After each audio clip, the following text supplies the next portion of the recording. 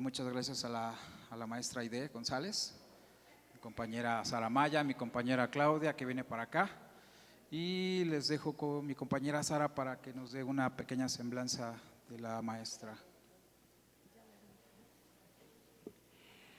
Muy buenos días, pues es un placer para nosotros presentar a la maestra Aide González Bravo. Ella nos acompaña del ISSSTE, por parte del ISSSTE, y vamos a presentar. La maestra Aide es egresada de la licenciatura en Dietética y Nutrición por la Escuela Dietética y Nutrición del ISSSTE. Cuenta con una maestría en Nutrición Clínica por parte de la Escuela Dietética y Nutrición del ISSSTE, un diplomado en Nutrición Clínica en Enfermedades Crónico-Degenerativas, un diplomado en Abordaje Inmunológico, grupos de riesgo que involucran una respuesta inmune. Ha cursado varios cursos, ha participado en varios cursos como obesidad y actualidades genéticas, nutricias y metabólicas, alimentación en los primeros 1000 días de vida, el efecto en las dietas altas en proteína en la función renal, nutrición en la enfermedad crónica infantil, nutrición y gastroenterología, nutrición en la nefropatía diabética, insomnio y obesidad, entre otros cursos. Tenemos una larga lista de cursos que la maestra Aide ha tomado. Muchísimas gracias por su asistencia, por acompañarnos el día de hoy con esta plática que tenemos de la dieta de la milpa, que muchos estamos como intrigados por saber a qué se refiere este tema de la dieta de la milpa, y sin duda seguramente nos va a dar muchas herramientas que van a seguir contribuyendo al desarrollo de este reto de 25 días por el cuidado de nuestra salud. Muchas gracias por su participación y bienvenida, maestra. Muchas gracias.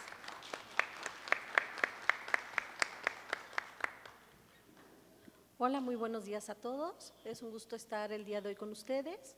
Les voy a hablar de la dieta de la milpa, pero primero vamos a tocar de forma muy simple un contexto que se llama la sostenibilidad y la sustentabilidad para que podamos entrar en el tema.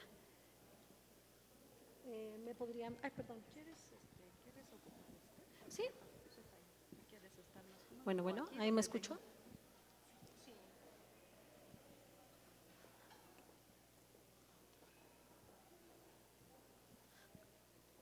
Bueno, cuando hablamos de la dieta de la milpa, tenemos que empezar explicando que ahora nos encontramos en una era antropocéntrica. ¿Qué significa eso?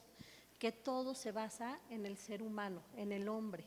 El hombre ha dejado a un lado todo lo que tiene que ver con la estructura biológica y animal.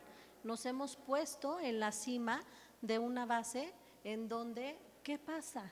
Que no hemos estado considerando toda la parte que nos antecede, las plantas, la tierra, el aire. Se ha hecho un uso abusivo de algunas sustancias, de algunos suelos, que nos ha puesto en riesgo. La que sigue, por favor. Y entonces hay preguntas que empiezan a surgir, porque si el hombre está hasta arriba de esta base, todavía tenemos una alimentación que se está dando de forma enriquecida, grande, con grandes abastos de carne, de cereales, pero todavía vemos que tenemos los límites. Se produce mucho alimento en donde todavía hay zonas de pobreza, todavía hay desnutrición, todavía hay malnutrición, y por otro lado tenemos el otro extremo. Tenemos gente con exceso de peso, con obesidad, obesidades mórbidas, que tienen que ver con los alimentos. Entonces, estamos en medio de una pandemia que tiene que ver con la alimentación, que tiene que ver con que tenemos un exceso, pero que al mismo tiempo estamos acabando con los espacios donde podemos producir nuestros alimentos. La que sigue, por favor. La agricultura hoy en día ocupa el 40% del espacio en la tierra. ¿Qué significa eso? Que el otro 60% queda para los espacios verdes, los espacios donde se respiran, donde viven las especies. Tenemos un 29% de emisiones de efecto invernadero y de gases contaminantes por la producción de alimentos que vienen de la tierra, lo que comemos. Tenemos un 70% de agua en el planeta que se ocupa para la agricultura, para la producción de los alimentos, pero al mismo tiempo también tenemos carencias del recurso. tenemos un uso excesivo de nitrógeno y de fósforo que resultan para tener cultivos más sanos, pero que al mismo tiempo están contaminando las tierras y que estas tierras se filtran a los mares, se filtran a los ríos y provocan una alteración en los microecosistemas de los peces, de las aves, porque les generan daño y después generan la muerte o provocan alimentos que están contaminados. Uno muy conocido, el mercurio, ¿no? Que se escucha, no hay que comer salmón o no hay que comer alimentos como el atún, porque pueden estar contaminados con ese mercurio, que vienen de los lugares donde están creciendo esos animales. Tenemos entonces que empezar a cuestionarnos qué estamos haciendo con los espacios que nos dotan de lo que nos va a alimentar y cómo lo estamos ocupando. La que sigue, por favor. Bueno, tenemos que en el 2050, esta es una proyección de un estudio que se hizo en una revista muy importante que se llama The Lancet, que nos dice que la manera en la que estamos comiendo de aquí al 2050 va a duplicar la necesidad de producción, es decir, de explotación de la tierra, de los aires y de los mares. Y que obviamente, pues si ya en la actualidad estamos en un ecocidio, tenemos peligros para poder producir todo lo que estamos consumiendo, bueno, para el 2050 no va a alcanzar. La que sigue, por favor. Un tema que es poco sensible porque no es muy visto a los ojos de todos es la contaminación que se llega a provocar por los desperdicios de alimentos. Se sabe que 1/3 de todo el alimento que se produce se tira. Somos poco sensibles porque no lo vemos, pero si nosotros fuéramos cuando se recoge un mercado sobre ruedas, nos daríamos cuenta que la cantidad de verdura, de fruta y de semillas que se pueden llegar a tirar es impresionante. Si alguno de ustedes ha tenido la oportunidad de ir a la central de abastos, cuando un producto no cumple con la calidad que la gente demanda, porque no es perfecto el producto se tira. Si ustedes van a las cadenas que venden alimentos, pueden ver que casi todas las personas seleccionan lo que se van a llevar por la perfección del producto, sin importar cuánto tiempo le costó a ese producto llegar a ese lugar de venta. Y entonces, si no cumple con estas características, es un producto que se desecha. Y se desecha muchas veces a la basura, no se le da una segunda oportunidad para poderlo dar a otros. Hay algunas organizaciones que sí se encargan de recolectarlo, de distribuirlo, pero como es algo muy caro, muy costoso, prefieren tirarlo. La que sigue, por favor. Entonces, si estamos hablando que la contaminación de la huella humana por el consumo, por la producción del alimento para el autoconsumo, está contaminando nuestros mares, nuestra tierra, nuestro aire, y que además no estamos cuidando cómo lo estamos nosotros consumiendo y cómo lo estamos nosotros distribuyendo y tirando, pues resulta que tenemos una gran contaminación. Ahora, más adelante van a ver ustedes por qué la importancia, porque ahora en la nueva política que salió del plato del bien comer, una característica muy común que se observa es que hubo una disminución significativa en el consumo de alimentos de origen animal. Y entonces, a veces cuando las personas vienen a consulta y nos dicen, doctora, ¿por qué tan poco alimento animal? Con ese pedacito no me voy a llenar. Una palma de mano yo me como 4. Bueno, porque tiene que ver también con los gases que emiten o la contaminación que se emite por la producción de los animales terrestres, principalmente la carne de res. Las vacas, el pastoreo es el grupo de alimentos que más contaminación produce a nivel global. Después de ahí vienen algunos quesos, después vienen algunas semillas y bueno, también hay una cierta erosión por el consumo de frutas y verduras. La que sigue, por favor. Y entonces, lo que podemos ver ahí, digamos en la línea roja, es el límite que se tiene para poder tener alguna acción sobre la prevención de los riesgos de contaminación. Entonces, en la parte de hasta arriba tenemos 2 líneas. La primera es 2010, la de abajo dice 2050 y los colores que significan, bueno, ese color rosado o rojo nos dice lo que contamina cada alimento. El rojo en específico habla de las carnes rojas. Entonces, si se fijan, todas esas líneas pequeñitas hablan de cereales, de verduras, de frutas, pero la roja significa alimento de origen animal. ¿Qué es lo que vemos? Que estamos rebasando el límite máximo de contaminación por carnes rojas. Los otros hasta el 2010 estaban un poco controlados, pero hacia el 2050, que es la segunda línea, se desplaza completamente. Luego tenemos la segunda, ya no es del efecto invernadero, ya nos habla de la contaminación arable de la tierra, que es esta que tenemos acá. Y entonces, ¿qué nos dice? Que en el 2010 lo que más nos contamina es la producción de granos. Para el 2050 se espera que también sea algo que sea significativo. En la tercera nos dice, bueno, el uso de agua. ¿Cuánta agua se necesita para cultivar qué cosas? Lo que más agua nos demanda no es el pastoreo, es el uso de granos. Para el tema del nitrógeno y del fósforo, que son productos que se ocupan para la fertilización de las tierras, pero que al mismo tiempo pueden contaminar mares, ríos, pues también vemos que lo que más demanda ese tipo de elementos, pues son las verduras y las frutas. La que sigue, por favor.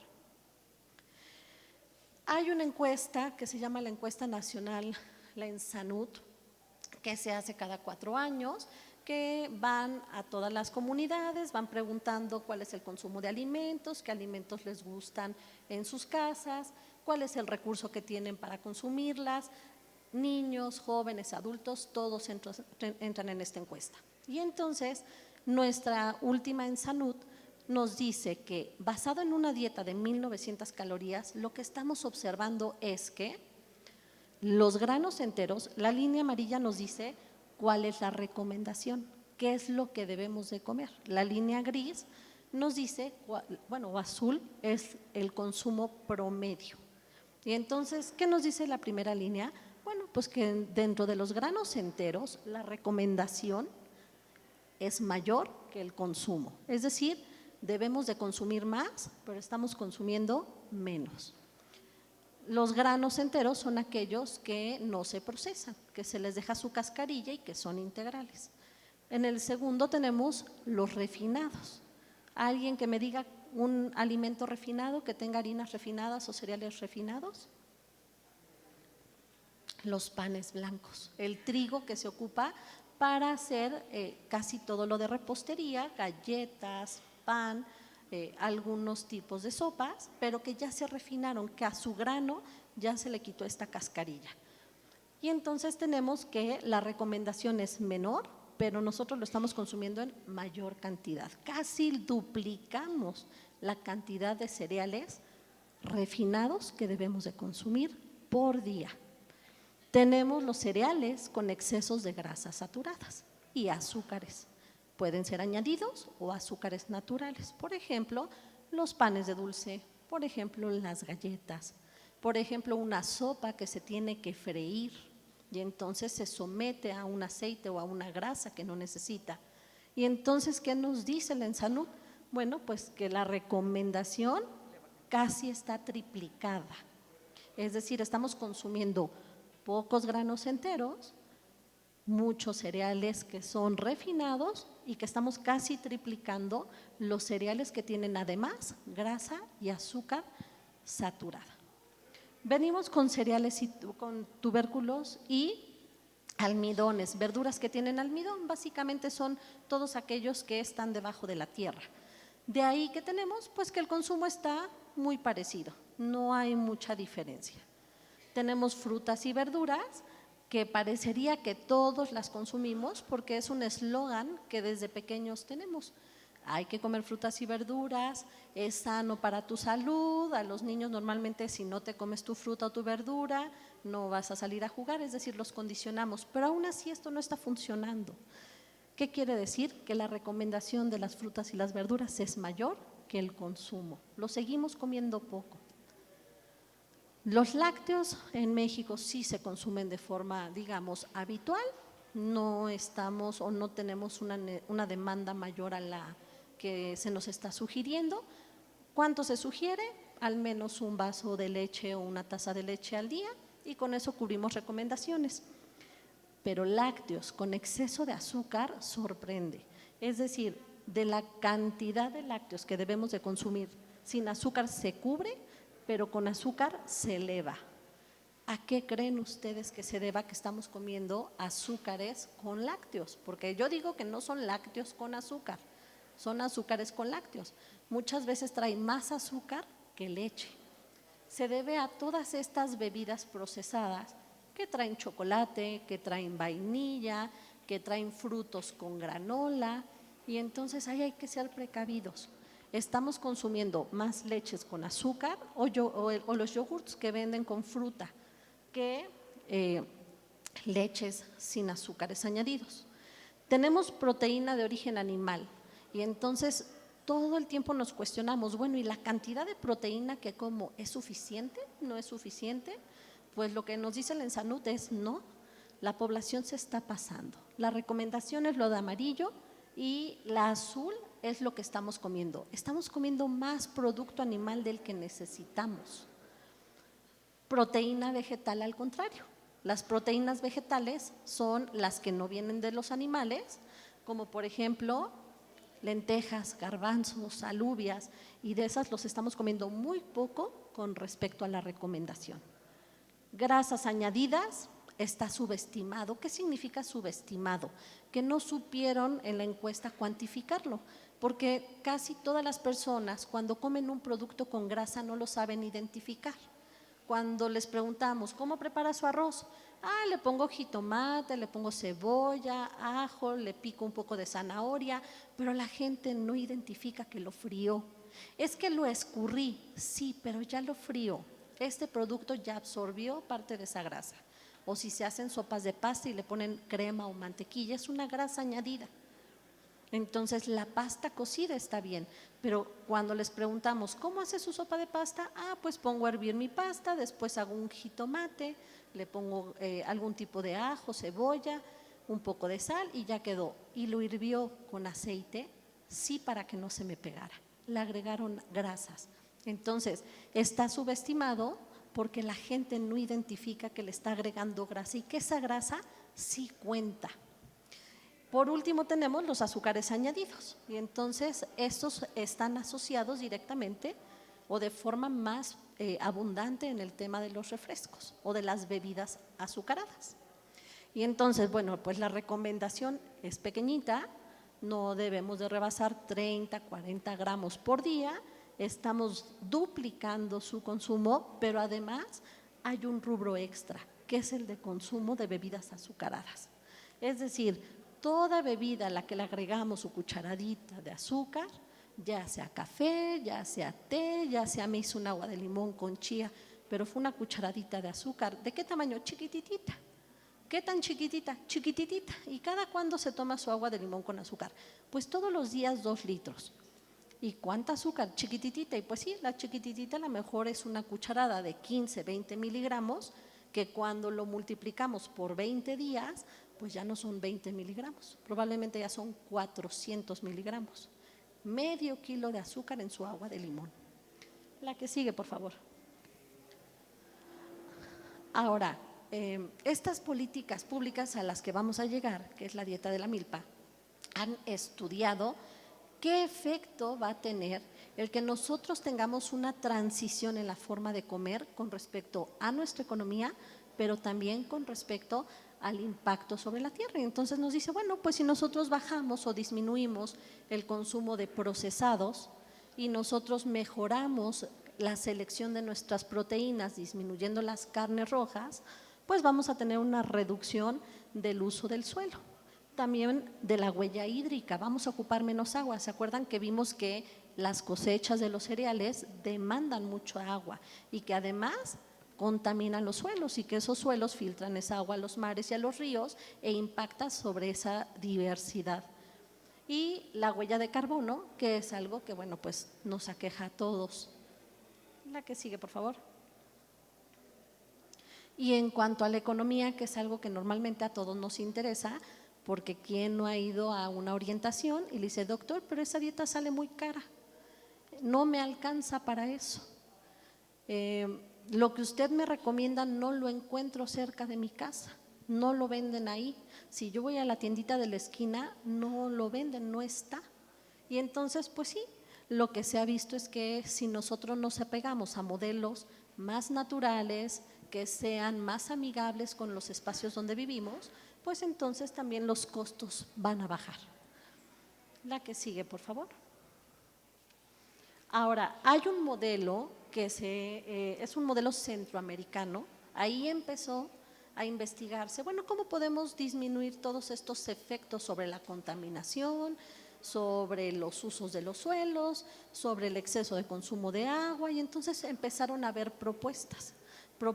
Recuerden que cada país tiene su modelo para dar a la población orientación alimentaria. Hay quien tiene una jicarita, hay quien tiene una pirámide, en México tenemos el plato, y entonces con estas políticas se empezó a ver cuál era la mejor distribución para que las personas tuvieran una alimentación correcta, saludable, económica, pero que al mismo tiempo cubriera todas sus necesidades biológicas para mantenerse sano. La que sigue, por favor. Y entonces, bueno, pues en estos consensos se llegaron a 3 acuerdos. La adopción de una dieta que fuera saludable y sostenible. Sostenible es que lo encuentro, que está barato, que está cercano y que lo conozco. Que si me mandan para comer cúrcuma, pues a lo mejor yo nunca he visto qué es eso. O que si me mandan, a lo mejor se me ocurre pensar el salmón y ya fui a preguntar cuánto cuesta, está en 300 pesos, pues eso es lo que yo gano al día o a la semana, no lo puedo comprar. Entonces, sostenible significa que es viable para cualquier persona, en su comunidad, en su localidad. Que sea o que genere una menor cantidad de desperdicios, que es algo que nos está sobrepasando hoy en día. Todo lo que compramos o está en bolsa o está en bote y siempre hay que generar un desperdicio. Ahora me he topado con que en algunas tiendas grandes ya venden la fruta, por ejemplo, en vasitos que están sellados, como toronjas, que vienen peladas y que ya nada más se abre el vasito y entonces sí, ya quitaron la cáscara, ya me ahorraron pelarla, pero ese vasito va a generar una contaminación no necesaria y que va a tardar muchos años en poder desintegrarse, si es que es de un material que sea biodegradable, pero y si no, probablemente ahí se va a quedar contaminando. Entonces, también se busca que usemos en la menor cantidad de recipientes. Hoy en día, bueno, normalmente, ¿qué es lo que se propone? Trae tu vasito, trae tu platito, y hay algunos que son biodegradables. Hace poquito hubo una política en donde decían no más bolsas cuando se compren los alimentos. Traiga usted su bolsita, traiga su mandado, traiga o acarree usted su canasta, pero ya no traigan más bolsas, porque llegan a casa, las tiran y es un desperdicio que no tiene fin. No hay donde poder ocupar tanto plástico. Y por último, utilizar técnicas agropecuarias que no afecten al medio ambiente. La que sigue, por favor.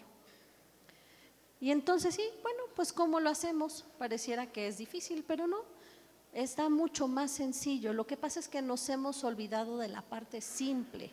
Yo siempre les he comentado, tanto a mis pacientes como en las sesiones, la alimentación es lo más fácil. Se nos olvida que desde chicos la aprendimos. Casi siempre les pregunto, a ver, deme un consejo que le haya dado su abuelita. Pues no comas dulces, cómete tu sopa, come verduras para que no te enfermes, lávate las manos. Son cosas que desde que somos niños las hemos venido escuchando permanentemente, pero eventualmente se nos olvidan. Entonces, bueno, incremento en el consumo de frutas y verduras. Las estamos comiendo poco y son muy baratas. Están ahí, son baratas, hay de temporada. México es uno de los países con más riqueza en la diversidad de frutas y verduras porque sus climas nos permiten tener cosechas de todas las variedades. El segundo es el aumento en consumo de leche y derivados de lácteos. Dice ahí en zonas rurales. ¿Por qué? Porque muchas veces en las zonas rurales tienen un animalito de crianza, una vaca, un borrego, pero solamente se matan para las fiestas o lo matan para cuando todos van a poder acceder a él, porque no tienen técnicas de poderlo reservar por muchos meses, como lo hacemos en las ciudades, ¿no? Compramos carne que puede estar 2 meses en el refrigerador, ¿no? En las zonas rurales no siempre se tiene esa posibilidad. Entonces, tenemos proteína que puede venir de la leche, que es viable, que es económica y que es saludable. La que sigue, por favor. Tenemos también, a partir de todo esto que yo les platiqué, viene entonces el concepto de, bueno, ¿y qué hacemos en México? ¿Cómo podemos hacer en México para que todo esto que ya se está estudiando en Centroamérica, con todo esto que se ha venido observando, con estos desechos que ya tenemos, ¿qué podemos hacer? Bueno, pues entonces en el 2023 salió una publicación de las recomendaciones de las guías alimentarias para población mexicana. Y esas guías nos dicen que punto número 1 tenemos lactancia materna. La lactancia materna es algo de un valor invaluable. ¿Por qué es de un valor invaluable? Porque bueno, les voy a leer los puntos y ahorita nos vamos a ir uno por uno. La primera es lactancia en los primeros 6 años de vida. La segunda es más frutas y verduras. La tercera es consume frijoles, lentejas y habas. La cuarta es elijamos cereales integrales. La que sigue, por favor. La quinta es comamos menos carnes rojas. La sexta es disminuyamos productos procesados o industrializados. La séptima es la hidratación. La 8 es bebidas alcohólicas, que al rato van a tener una plática profunda de ese tema. La 9 es actividad física, que es algo que ya han venido manejando en digamos en los días de que empezó el reto ahorita, han tenido algunas sesiones de activación física. Y el último que se nos olvida a todos, el disfrute de los alimentos. Entonces, la que sigue, ahora vamos tema por tema o punto por punto. Lactancia materna. En México, 1 de cada 3 bebés es alimentado al seno materno. Eso es inconcebible. Es una capacidad natural nata que podamos dar lactancia materna. Entonces, que 1 de cada 3 bebés se alimenten al seno materno, con lo que la leche materna significa para la salud del bebé, es dolorosísimo. Entonces, ahí hay mucho trabajo que hacer. La leche dota primero se sabe que es un tejido vivo, que tiene la capacidad de modularse dependiendo la situación del bebé. O sea, cuando yo tengo un bebé enfermo, mi leche se modifica para cubrir sus necesidades, para mejorar el estado de salud del bebé. Ay, qué raro. O sea que si mi bebé está enfermo de fiebre, voy al médico y le dan medicamento, ¿también mi leche le sirve? Sí, y tu leche se va a modular a las necesidades de salud en el momento de ese bebé. Es un tejido vivo que se va, digamos, componiendo o descomponiendo, y no hablo de una descomposición de que se echa a perder, sino de que algunas sustancias se van liberando y otras se van activando a partir de la edad del bebé, de la succión y del estado de salud del niño. Entonces es una cosa maravillosa. Antes se entendía como que la leche lo alimentaba y hasta ahí. No solo lo alimenta, tiene moduladores genéticos, tiene moduladores del sistema inmunológico. Entonces, bueno, es una fortaleza muy grande la lactancia materna. De ahí, ¿qué más decimos? Bueno, pues que de esos 3 bebés en donde solamente uno se alimenta, si a todos esos unos los juntamos, solamente uno tiene lactancia materna después de los 6 meses. Casi todos los bebés que son alimentados al seno materno, después de los 6 meses se suspende la lactancia y solo uno se queda con ella. Y bueno, de ahí que los bebés que suspenden lactancia materna, de cada 2 chiquitines, uno usa fórmulas sin recomendación médica. Es decir, la comadre, la amiga, la vecina les cambia o les sugiere la leche que va a tomar ese bebé. Entonces, la lactancia materna entra al centro de nuestro plato entra al centro de lo que se llama la dieta de la milpa con una mujer bellísima que está lactando a su bebé y vienen estas 3 recomendaciones para esas mujeres. Lacta a tu bebé, puede ser hasta los 6 meses como alimentación exclusiva, pero tú la puedes prolongar hasta los 2 años. A partir de los 6 años puedes empezar a introducir lo que se llama una alimentación complementaria. Complementas la leche materna con sólidos a partir de frutitas, verduras, ¿sí? La que sigue, por favor. Ahora, el número 2, no sé si se acuerdan cuál era el número 2, nos hablaba del consumo de frutas y verduras. Y entonces, ¿qué nos dice el ENSANUD? ¿Qué nos dice esta encuesta que nos hacen sobre nuestra alimentación como mexicanos? Pues que las verduras, de cada 10 niños, solo 2 las comen de forma habitual. Hay otros tantos que 1 o 2 veces, sí, come frutas, sí, 1 vez a la semana o 2 veces a la semana mi mamá hace una sopa de verduras. O a lo mejor, sí, a veces mi mamá hace huevito con ejotes, pero yo se los quito porque no me gustan. El consumo de frutas y verduras es muy bajo en los niños y entonces cuando crecen hay una dificultad por la aceptación de estos productos. ¿Por qué? Porque hay productos procesados, industrializados que sustituyen y entonces al sustituir pues les generan mucho placer a los niños porque recuerden que los productos procesados tienen un tema de paliatibilidad. ¿Qué es eso? Que tienen aditivos para que tengan sabores fuertes que me generen cierto grado de adicción. Y cuando yo bajo mi sabor, de una papa que está frita con un poco de chilito o de queso a una calabaza, mi paliatibilidad se alteró.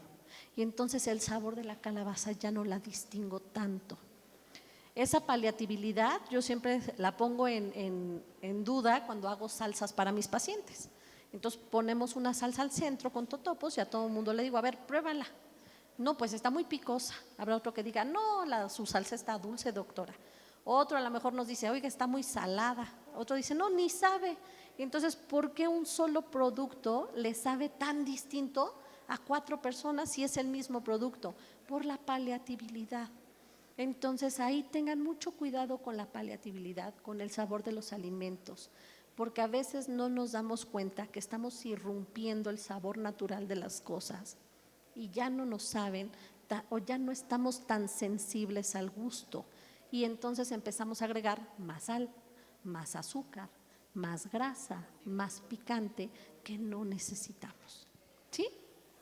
Tenemos también, bueno, que ya en los adolescentes, bueno, si en los niños estábamos mal con el consumo de frutas, porque nada más 2 de 10 las comen, de verduras 2 de 10 y de frutas 4 de 10, cuando llegan a la adolescencia, pues de 4 solamente 1 consume verduras, que es un área muy importante. Las frutas pues, son fuente de vitaminas, de minerales, de fibra. Hoy un tema muy importante con los jóvenes son los temas digestivos. Los jóvenes tienen colitis, tienen gastritis, tienen estreñimiento y una de las causas tiene que ver con el bajo consumo de fibra, porque no comen frutas y verduras y porque su dieta pues es muy alta o muy rica en aditivos. Tenemos también que, bueno, en el caso de los adultos no nos quedamos tan atrás, no crean que nos vamos a salvar. De cada 10 adultos, solo 4 consumimos la verdura que necesitamos para 24 horas. ¿Qué significa eso? Que al menos debemos de comer de 3 a 4 tazas de verdura por día, varía dependiendo mi peso, mi talla, pero en promedio, o bueno, digamos general, es que en desayuno, comida y cena debiera de haber una porción de verduras presente y los adultos no le estamos cubriendo tampoco. La que sigue, por favor. Y entonces, bueno, estrategias. ¿Qué estrategias podemos hacer? Pues todas las que encontremos. Desde traerlas de colación, porque son frescas, porque el crujido, a lo mejor, no sé si ya lo habían escuchado o no, pero el crujir, este crunch que hacen las cosas crujientes, dan sensación de saciedad. Entonces, el hecho de que hagamos bastoncitos de jícama, bastoncitos de zanahoria, ayuda mucho a esta sensación de saciedad que necesitamos cuando hay ansiedad por comer. No sé qué comer, tengo hambre, y entonces ya comí algo y no era, ya comí otra cosa y tampoco era. Bueno, cosas que crujan, que tengan este crunchy, ¿sale? ¿Qué otra forma lo podemos integrar? Bueno, que sean de preferencia crudas y no sobrecocidas. Hay que buscar que no esté sobrecocida la verdura. Estos caldos de pollo que hice hace 3 días, pero me hice 1 litro y como ya estoy sola en mi casa, pues me lo como lunes, martes, miércoles. Ya para el lunes en la noche ya no tiene las cualidades que estamos buscando de las verduras. Ya es un producto que ya no tiene las características. Entonces hay que tratar de comerlo un poco más fresco. Hay un tema, porque aquí verán una licuadora y un vaso que parece que está promoviendo jugos. Sí promueve jugos de verduras, pero de consumo casi inmediato y sin que se cuelen. Si yo tengo una persona, y ahí les va un secreto de nutriólogo. Normalmente entre ustedes, cuando son pacientes, si hacen dietas, seguramente tendrán un compañero que les diga: tómate el jugo de nopal en las mañanas con apio, choconostle, limón y vas a ver cómo bajas de peso. ¿Vieras cuántos kilos bajé yo? Veme, ¿no? Y entonces, pues si lo quieren ver así, sí funciona, pero funciona porque muchas veces yo todas las mañanas llegaba a desayunar un tamal con atole y ahora lo cambié por un nopal con agua. La diferencia es que está molido, entonces no es que sea magia, es que hubo un cambio en la selección de alimentos. O si yo todos los días me traía mi pan de dulce con mi cafecito, pero es pan tostado, pero es pan, pero es del multigrano, doctora, pero sigue siendo pan.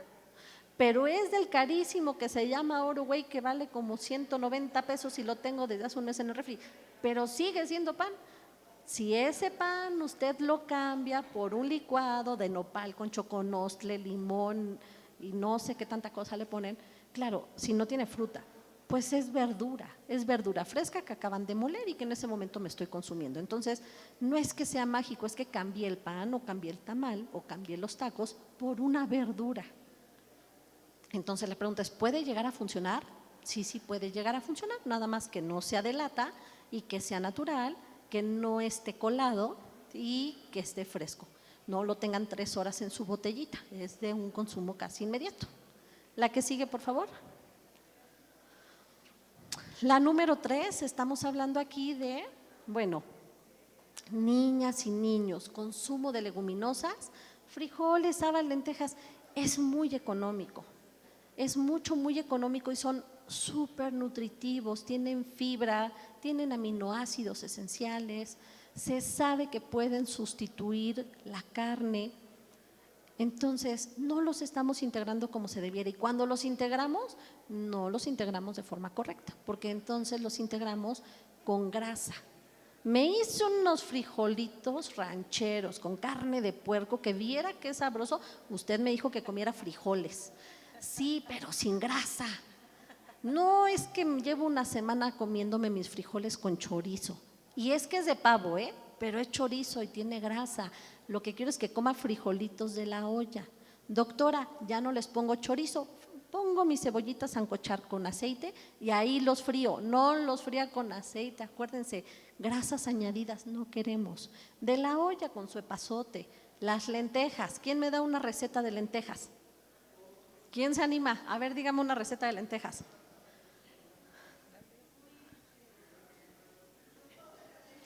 Ajá. Haces un recaudo de jitomate y cebolla con Ajá. ajo picadito. Ajá. Ya lo sazonas, le pones tantito ahí, salecita, algo que quieras. Y las pones a hervir, ese recaudo lo pones a hervir con cilantro. Ok. Ya que está aguadito, pues ya le pones las lentejas cocidas y luego le pones plátano macho. Ajá. Y queda delicioso. Bueno, plátano macho. ¿Alguien que tenga una con salchicha o con chorizo?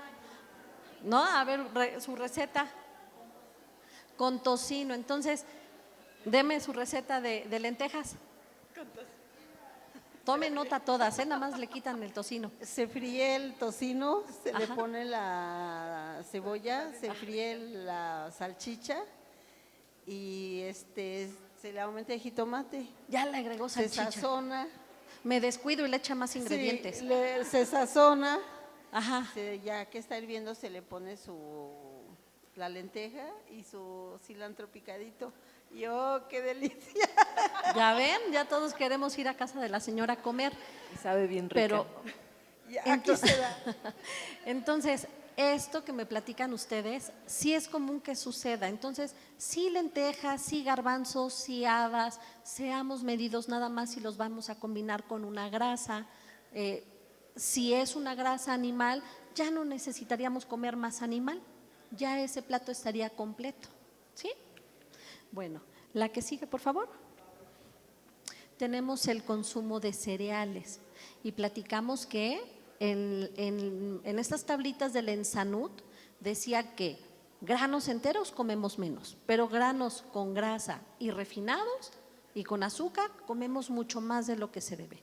Y entonces, ¿dónde encontramos lo que son los cereales y cómo nosotros los vamos segmentando por sus características? Bueno, pues tenemos primero cereales integrales o de granos enteros. Son aquellos que no son modificados, son integrales. Arroz integral. ¿Que alguien más conoce un grano entero? El trigo integral, las cosas integrales. ¿Algún otro? ¿No? El elote. ¿No? El elote así como lo compramos con la señora que nos los prepara. Pues el elote tiene su cascarita, no está procesado. Ya cuando le ponemos mayonesa y queso, ya entramos ahí con un tema. Pero digamos un elote así cocidito con su limoncito, un poquito de picante si quieren.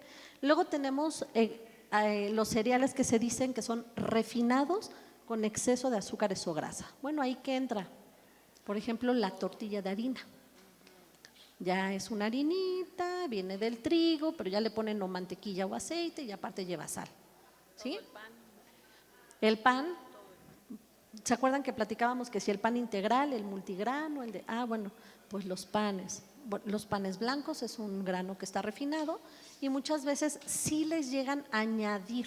¿Qué significa añadir? Que les ponen un poquito de algo. Les pusieron, trae chía, o trae ajonjolí, o trae linaza. Sí, pero ya está refinado, ya no es natural. Ya además del ajonjolí y de la chía, trae otras sustancias. Doctora, pero tiene fibra. Sí, pero yo no quiero que ustedes coman la fibra en productos procesados. Yo quiero que coman la fibra en su forma natural, en las cáscaras de frutas y verduras. En granos que sean integrales, no refinados, porque yo les quito lo integral y luego se los pongo y se los vendo más caro. ¿Sí? Y por último, bueno, los que son cereales refinados con alto contenido de grasa y azúcar, que ahí sí todos le entramos, ¿no? Entonces, ¿quién no ha comido una galletita de estas que tienen en medio una crema que se pegan? Y entonces me comí 4 galletas, no eran 8, lo que pasa es que como están pegadas no se dio cuenta, ¿no? Doctor, es que fui y me compré una galleta. ¿En dónde? En esta tienda muy grande que se conoce, que luego revenden los pasteles. Y entonces, ¿de qué tamaño es su galleta? Y me llevan galletas del tamaño de la cara. ¡Ay, Dios! No, pues las galletas son chiquitas. No, pues la mía es así. No. Y aparte trae chispitas de chocolate. Pero es de avena. Pero es de avena. O fui a la tienda naturista. ¿Y qué se compró? Un galletón, ¿no? Yo les digo el galletote. ¿Y de qué era su galleta? Traía ajonjolí arriba y la galleta es así. No, oiga, eso ya no es una galleta, eso es una tortilla, ¿no? Entonces, las raciones, las cantidades, hay que ser cuidadosos con ellas. Consumo de cereales integrales, hay que incrementarlos y lo menos procesado posible. Mándeme.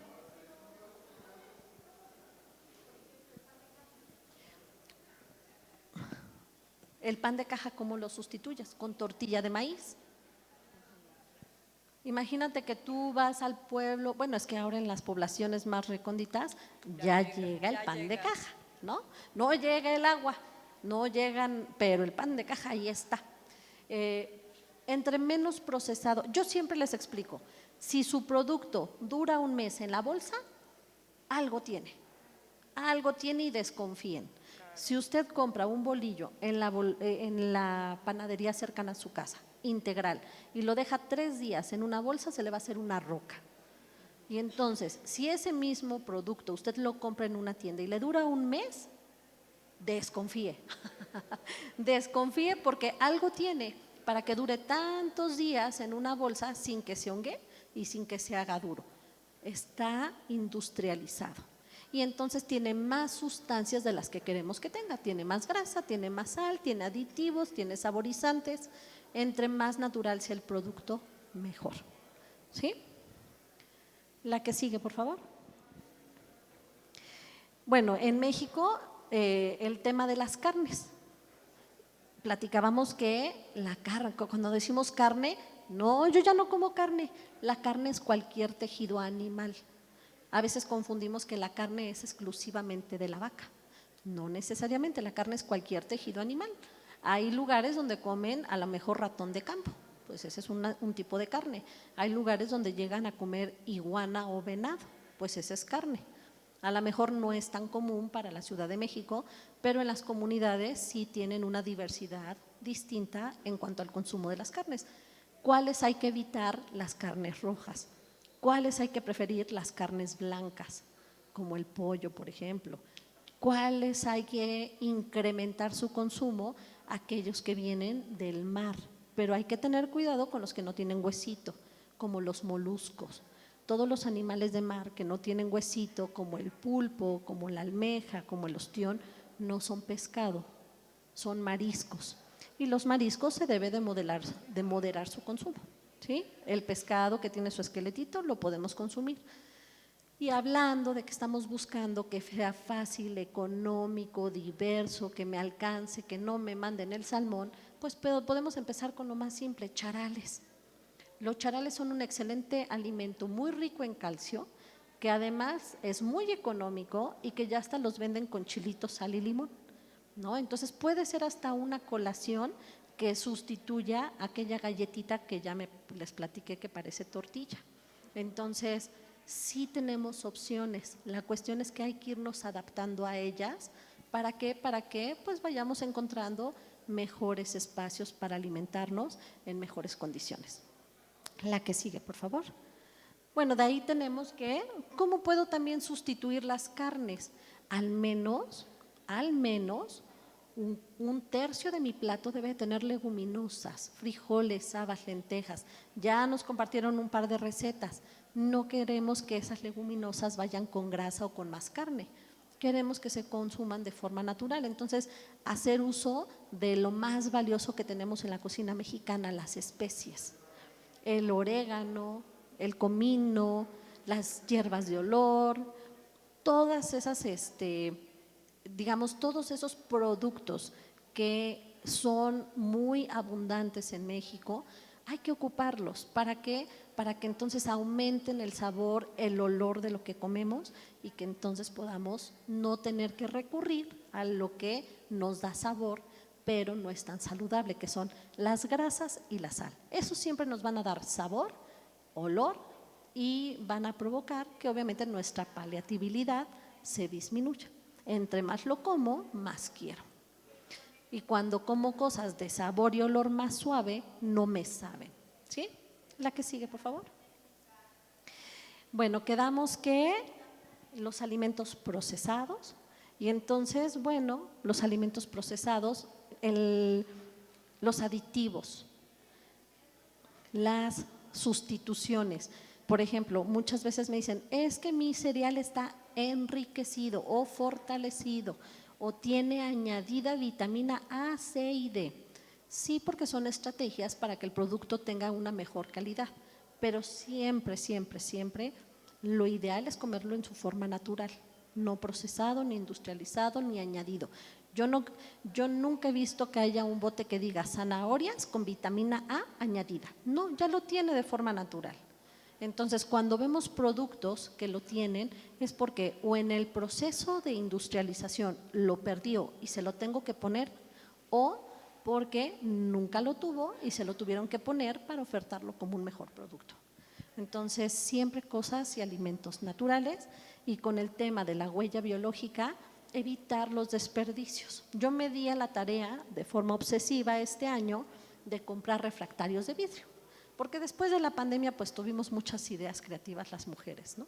Ya no hallábamos qué hacer con el marido, ya no sabíamos cómo redecorar la casa, 3 veces hice y deshice mi casa, cambié la recámara de lugar, cambié la cocina de forma, la pinté como 4 veces. Bueno, dentro de esas cosas me di a la tarea de tratar de consumir la menor cantidad de alimentos que se vendieran en caja, en bote, y traté de comprarlo lo más natural posible, porque me di cuenta, compré unos frasquitos preciosos con estas tapas herméticas, porque aparte tuve mucho tiempo para poder ver las redes sociales y entonces, ideas me sobraban, el dinero me faltaba. Me empecé a dar cuenta que sí, cuando uno regresa del súper, trae la galleta salada que viene en una caja, pero que aparte cuando la abres, vienen bolsitas individuales. Ah, caray, ¿ahora qué hago con estas? Bueno, pues las galletas las metí en un lugarcito. Y luego venía yo con la caja de cereal que viene en una bolsa. Y entonces, bueno, abría la bolsa, abría la caja, las echaba en mi frasquito y entonces ya tenía ahí 2 desperdicios.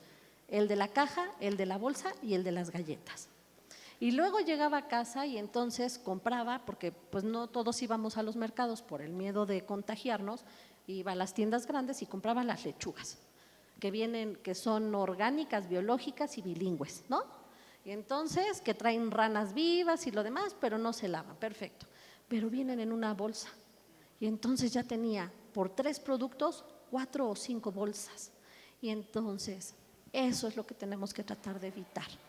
Consumir alimentos que nos puedan estar generando bolsas y cajas y bolsas, porque sí podemos tenerlos de una forma más natural. Una forma más natural es que yo, en lugar de comprar ese cereal procesado, pues empecé a comprar avena natural. Ah, ok, y venía en una caja. Y entonces cambié ese cereal de caja por ese cereal que es integral, que no está procesado, que no es refinado y que aparte no genera desechos. Empecé a ir, alguien me comentó aquí que su hermana tiene un proyecto en Xochimilco.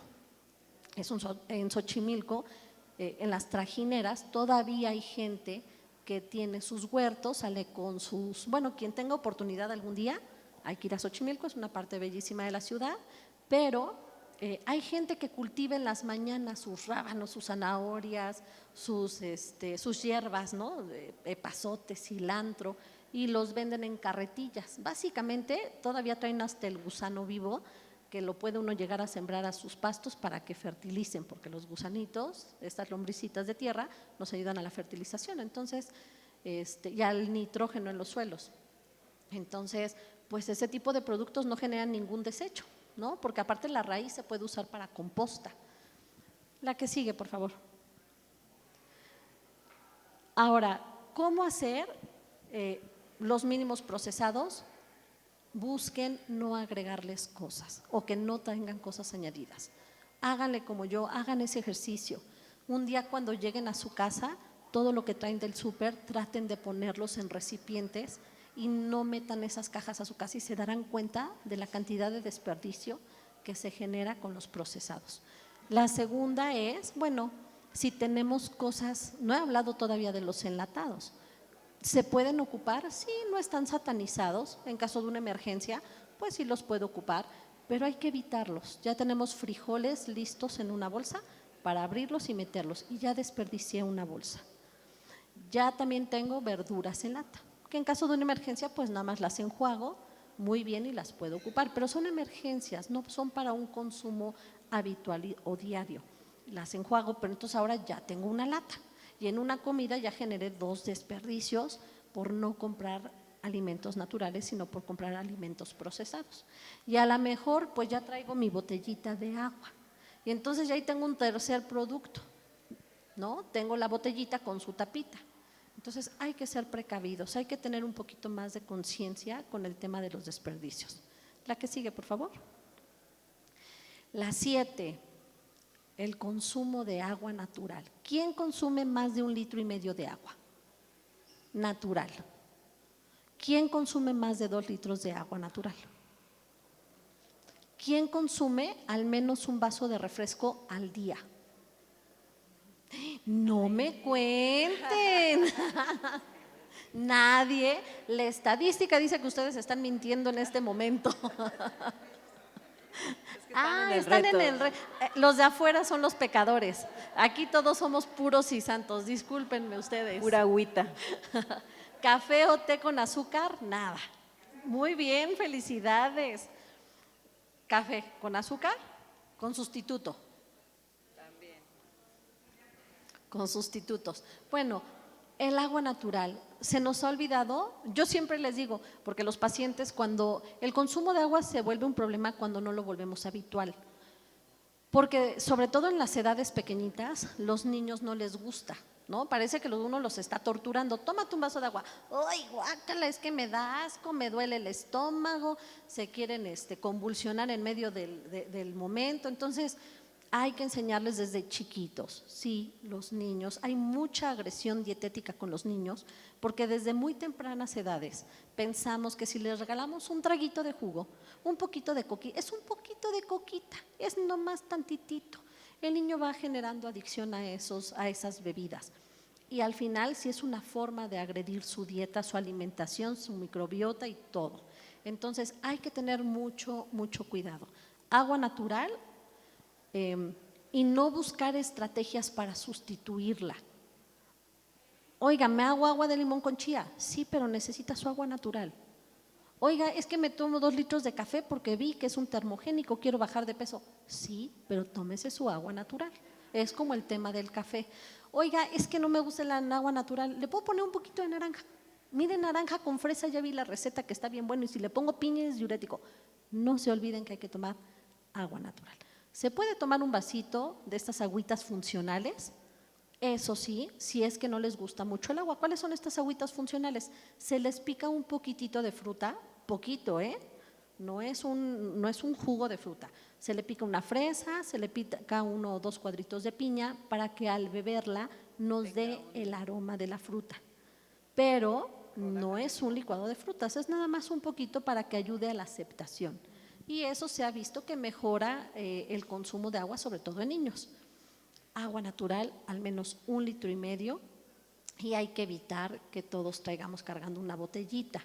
Las botellitas son de plástico, esos plásticos tienen PVCs que con su consumo pues pueden llegar a tener una relación con el desarrollo de ciertos cánceres, pero además cuando se dejan en los lugares de calor, como puede ser en el transporte, ¿no? Que venimos a casi 35 grados y viene la botellita muy caliente, la limpio en mi casa y la vuelvo a llenar mañana. No, cómprense de estos botes que son reutilizables, lo llenan en casa y si es necesario lo llenan en el trabajo, pero no andamos comprando tanta botellita.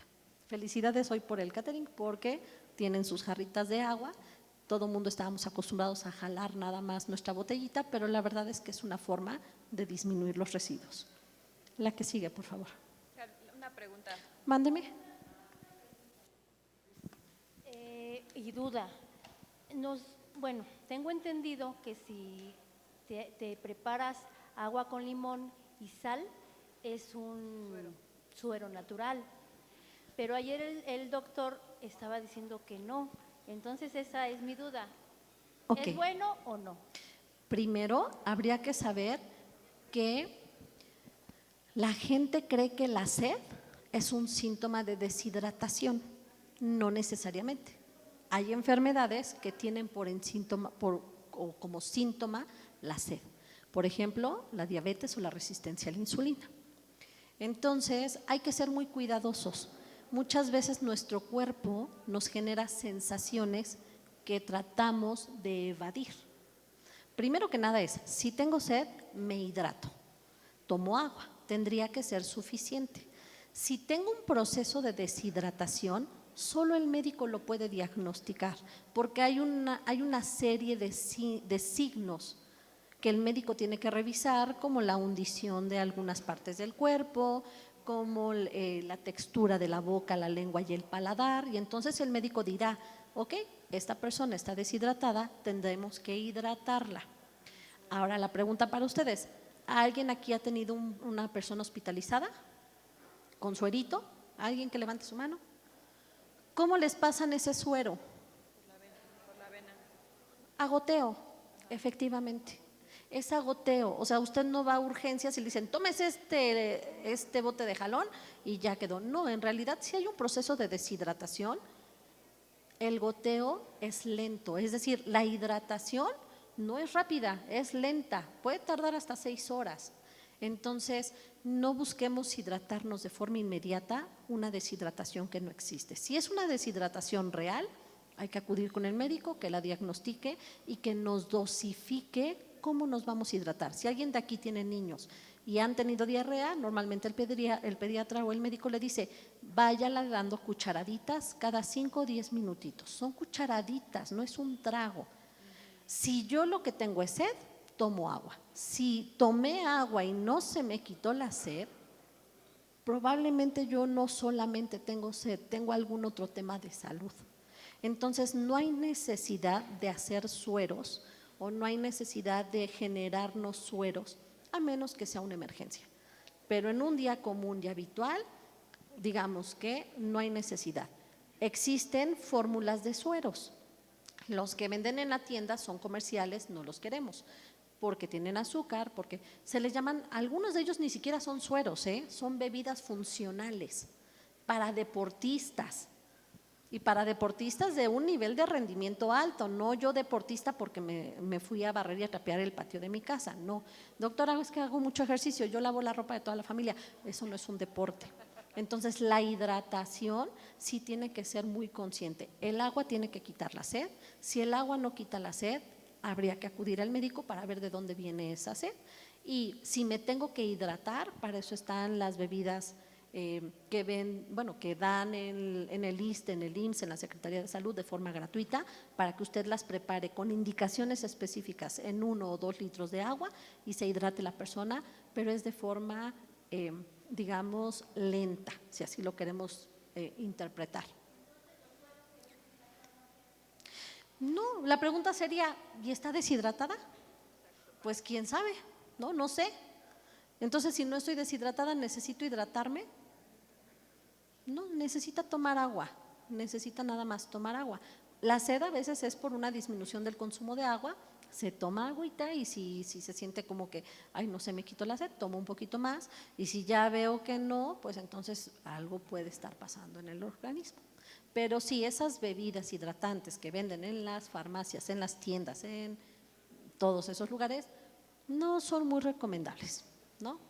Si fuera a hacer deporte, necesita un nutriólogo del deporte o un médico del deporte que le pueda decir, mire, cuando usted se vaya a hacer su ejercicio puede tomar esta cantidad. ¿Alguien ha corrido algún maratón o alguien ha caminado estas carreras de 5 kilómetros? ¿Cuánta agua le dan cuando hace ese ejercicio? Cada 3 kilómetros le entregan a uno una bolsita de este tamaño. Como de 100 mililitros. Ajá. Y cada 3 o cada 5, Exacto. pero no es constante. No, exacto. La hidratación es un tema delicado, es un tema médico. Entonces no busquen hidratarse con bebidas industrializadas que no sabemos si sirven específicamente para la hidratación o son bebidas funcionales o son para deportistas, ¿sí? La que sigue. La octava es el consumo de alcohol. No voy a tocar ese tema porque aquí tenemos al especialista. Tú vas a hablar del consumo de alcohol, ¿verdad? Les trae unos rompopes y unos tequilas a todos. La que sigue, por favor. Degustación. La que sigue. Aquí estamos hablando de la actividad física. Bueno, lo nombro, ¿por qué? Porque la actividad física es parte de lo que se debe de hacer de forma general. Los niños, ¿cuánto ejercicio deben de hacer? 1 hora al día. La Organización Mundial de la Salud nos dice que específicamente los niños tienen que estar haciendo 300 minutos por semana, los adultos 150. ¿Sí? Entonces, si soy adulto, al menos tengo que hacer 150 minutos de ejercicio a la semana, que eso significa 30 minutos por 5 días. Caminar en mi casa, lavar los trastes, tender las camas, no cuentan como ejercicio ni deporte, salir a la tienda por los refrescos tampoco, es ejercicio como el que les han venido enseñando estos últimos días, en donde se incrementa la frecuencia cardíaca, donde hay una resistencia con la fuerza física, donde va habiendo una mejora en el rendimiento de la persona, ¿sí? La que sigue, por favor. La que sigue. Y por último, algo que olvidamos todos. Ahora estuvo de moda, después se quitó, vuelve a estar de moda y tiene que ver mucho con el tiempo de disfrute de los alimentos, la falta de tiempo que tenemos para comer, entender, oler y disfrutar lo que estamos comiendo.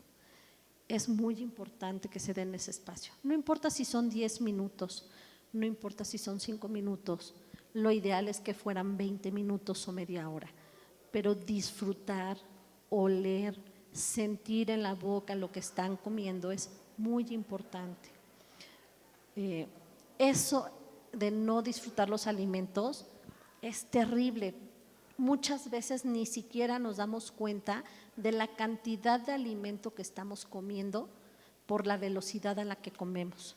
Yo tiendo a ser criticona, me encanta criticar, sobre todo cuando voy a comer. Hay lugares donde la gente le sirven el taco, de una mordida se comió la mitad, digamos que la otra mitad del taco lo sostiene la mano, porque no son tacos pequeños, son tacos. A veces, si el taquero tiene la mano chiquita, se esperan al otro que tiene la mano grandota, porque ahí se le cabe más, ¿no? Entonces, con ese no pidas, fórmate con el otro porque tiene la mano. Así escuché una señora la otra vez y pues yo me atacaba de risa, pero de miedo también. Entonces estaba el jovencito, chiquito, flaquito, estaba aprendiendo en un puesto de tacos de esos de bistec. Y entonces pues el niño le ponía 3 tiritas de carne y otras 2 las quitaba. Y el otro señor pues con una mano grande y ya con la experiencia pues agarraba así todo lo que le cabía en la mano y ese era el taco. Y entonces uno entiende esta necesidad de comer sin razón, sin darse cuenta que me estoy comiendo, sin entender que el valor de mi dinero no vale porque yo coma más, sino porque yo coma mejor. No darnos tiempo no nos hace darnos cuenta que esas raciones que a veces comemos están totalmente fuera de control. Esas tortas que pesan 1,5 kilos o 2 kilos están fuera de control. Esos panes de dulce que a veces son más grandes que el tamaño de nuestra cara. Hace poquito fui a una panadería conocida y había una dona y pues me causó mucha gracia que la dona era del tamaño de la cara de mi hija. Entonces le dije, ponte la dona en la cara y le tomé la foto, ¿no? Y entonces dije, es que esto me va a servir para mis pacientes. No, ese tipo de cosas tenemos que ser más sensibles, pero vamos perdiendo esta sensibilidad por la premura del día a día. Vamos perdiendo esta sensibilidad porque vamos comiendo en el coche, porque ya voy para la casa y tengo hambre, entonces me compré la bolsa de cacahuates que es larga y voy, come los cacahuates y luego ya metí, es como en el cine. ¿A quién no le ha pasado que compra la caja, o bueno, el bote de palo más grande y a media película una ya nada más, ay, ¿quién se las acabó? ¿No?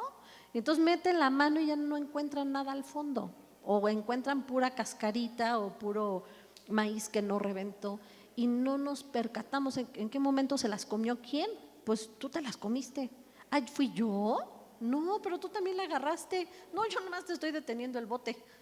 Entonces, hay que tener precaución. El disfrute de los alimentos es un obligado para todos ustedes para que se vuelvan a sensibilizar con los alimentos. Si lo van a comer, disfrútenlo. Si van a comer un producto fuera de lo que se considera saludable, disfrútenlo más para que no repitan tanto. Pero sí, el disfrute de los alimentos se ha perdido. La gente come rápido, la gente come viendo el teléfono, la gente a veces ni siquiera voltea a ver el plato que le sirvieron, a menos que esté bonito y le quiera tomar una foto. Entonces, vean lo que están comiendo. Si es algo que traen de su casa para ustedes, pónganselo coqueto, arréglenlo bonito, no importa que lo traigan sangoloteado en la bolsa. Arréglenlo para que sea de un gusto personal, para que cuando ustedes lo abran tengan el gusto de comerlo y lo disfruten, ¿sí? Ese es el punto 10. Y bueno, todo esto para concluir en que en México, la que sigue por favor, la que sigue, en México tenemos ahora lo que se llama el muy conocido plato del bien comer. Ese plato del bien comer tiene una relación directa, estrecha, con todo lo que les vine platicando. Es decir, se sensibilizó que se comieran menos alimentos de origen animal para evitar ¿qué? La contaminación. Se sensibilizó a que se metieran grasas que no son saturadas para que nosotros podamos ocuparla en nuestros platillos. Se sensibilizó a que se metieran productos de la región, porque si ya observaron el nuevo plato, trae hasta, ay, ¿cómo se llama este? Se me olvidó. Tortilla ahí, el que se pone con nopalitos encima. Tlacoyo, perdón. Tlacoyos, y trae granos enteros. Si se fija, ya no trae marcas, ya no trae, como usted me dijo, oiga, ¿y cómo sustituyo el pan de caja? Ahí hay opciones saludables, para que también no se genere tanto desperdicio de bolsas y de cajas, ¿sí? Nos dice que también incrementemos el consumo de leguminosas, nada más que hay que ser cuidadosos con las preparaciones para que no les agreguemos lo que ahí ya no viene recomendado.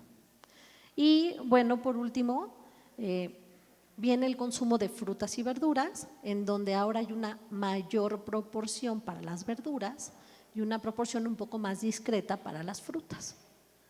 La que sigue, por favor. Y esto tiene una relación directa con todo el estudio que se hace, en donde se recomienda la dieta de la milpa. La dieta de la milpa lo que nos dice es, bueno, en tu localidad, lo que tengas, ocúpalo en tu mesa. No te preocupes, en la ciudad a lo mejor tenemos pollo, pero si tú tienes avestruz o tienes gallina o resulta que tienes codorniz, ocúpala como carne. Que si a lo mejor en la Ciudad de México ocupamos los guauzontles y los quelites, sí, pero habrá otras zonas de la República donde ocupen una cosa que se llama el colorín, que aquí en la Ciudad de México ni lo conocemos, ¿no? Pero hay unos árboles preciosos que tiran como unas espaditas rojas y eso lo comen con salsa verde en algunas poblaciones, los colorines. Les quitan los 3 ramitas o 4 que vienen al centro, se limpian para que no sepa amargo y bueno, los cuecen y los hacen en guisados con salsa. Entonces, ese es un platillo de la milpa porque es de la región, el árbol se los tira en sus patios, no necesitan gastar más que en las verduras que pueden a lo mejor moler para la salsa y junto con unos frijoles queda con un producto de la milpa. ¿Y ahí qué usamos en el procesamiento? Absolutamente nada. ¿Sí? Recomendaciones, bueno, pues en México, aguacate, en México el maíz, y bueno, del maíz aparte tenemos una diversidad preciosa de todos los colores. Hay rojo, hay azul, hay amarillo, hay blanco, tenemos el que es de grano grande, que sí es el cacahuacintle. Entonces, tenemos una diversidad muy grande. Tenemos que empezar a regresar a nuestros orígenes para que adoptemos técnicas culinarias que integren todas estas o todos estos productos en nuestra dieta. Y aquí lo que, mándeme. El maíz rojo, sí. ¿De dónde es su tierra? Ah, ¿en qué parte? Cirándaro. Cirándaro. Cirándaro de los Chaps, Guerrero. Sí, sí, bueno, básicamente, mande. No le escuché.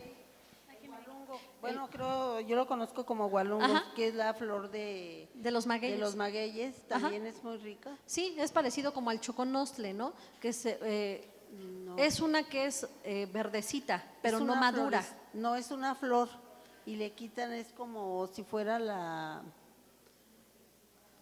como la flor de calabaza, pero muy chiquita, es blanca. ¿Y en qué la hacen? Y también con salsas. esa igual, se sazona, se puede comer como en quesadillas o así, pero también es muy rica. Gualongo se llama. ¿Gualongos? Ajá. Sí, yo lo comí en Hidalgo. Okay. Y también es muy rico y es pues como los que acaba de mencionar, los colorines. Los colorines. ¿Alguien más tiene algún platillo de la región que conozca? ¿Alguna hierba de región? ¿No? Estamos ya un poquito en tiempo, vamos a cerrar un poquito. Mi esposo es de Oaxaca y en Oaxaca me tocó ir y probar lo que es el tallo y la hoja de la flor del chilacayote o la calabaza, no sé. La limpian, la hierven y le ponen elote y otra hierbita de allá de la región y se la comen como sopa. ¿Ok? Entonces, a eso nos basamos cuando hablamos de la dieta de la milpa, a esas raíces que hemos olvidado, que ahí están, que la naturaleza a veces nos los da de forma natural, porque crecen a veces como hierbas que no siempre conocemos, pero que ahí están y que hay que empezar a recuperar.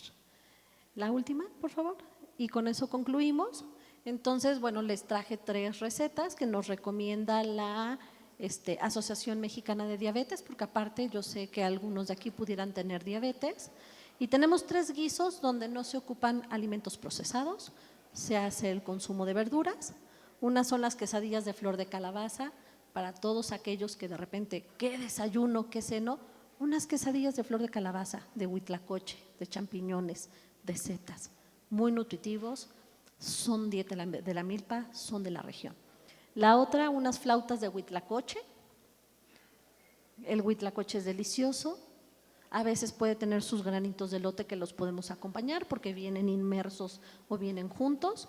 Y la tercera, calabacitas rellenas. ¿Quién no ha comido calabacitas rellenas?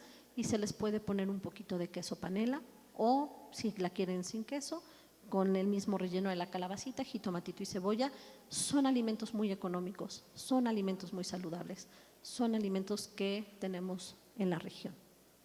Pues quiero agradecerles. Esto ha sido todo por hoy y bueno, no olviden que están en un reto, es un reto de vida para que ustedes después puedan mantenerlo. Les venimos dando estrategias o herramientas para que ustedes a veces aclaren sus dudas de qué cosas sí, qué cosas no. Y bueno, pues aquí vamos a estar viniendo para cualquier cosa que necesiten. Que tengan buena tarde todos. Muchísimas gracias. Hacemos un fuerte aplauso a la maestra Aide González. Sin duda, un impactante tema que nos debemos de llevar a casa, analizar, porque además, como les decimos, este reto no es durante los 25 días, sino para que continúe, y si nosotros ponemos atención en la huella de carbono que nosotros estamos dejando, en lo que les estamos dejando a nuestros hijos, en la alimentación, es impactante las cifras que nos dio la maestra Aide respecto a lo que están consumiendo los hijos de verduras en casa, lo que consumimos nosotros. Es importante llevar este tema a nuestras familias para que podamos entonces cambiar desde casa y contribuir al tema de la salud pública. Muchísimas gracias. Vamos a continuar con la siguiente ponencia del maestro Diego. Gracias por su asistencia.